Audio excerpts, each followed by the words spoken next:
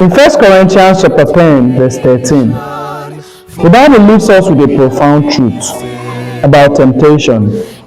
No temptation, no temptation has come our way that is not common to man.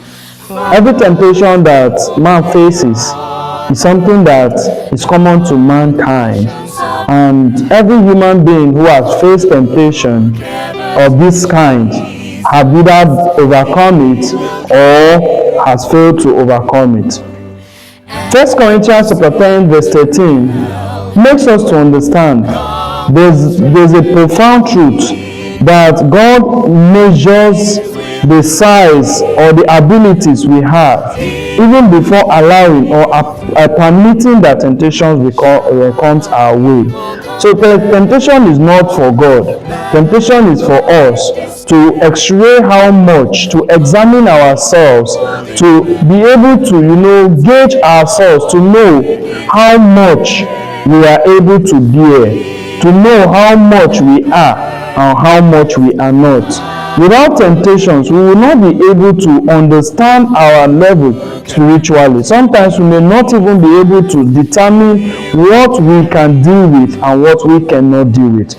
But with temptations, we will be able to mirror ourselves, gauge our spiritual lives, and understand where we stand before God. Temptation is necessary for us to understand and acknowledge that we are finite beings. We are men, mortals, that have the abilities to fail and to falter. But the Bible leaves us with another profound truth, that there is no temptation that we face that is not common to mankind.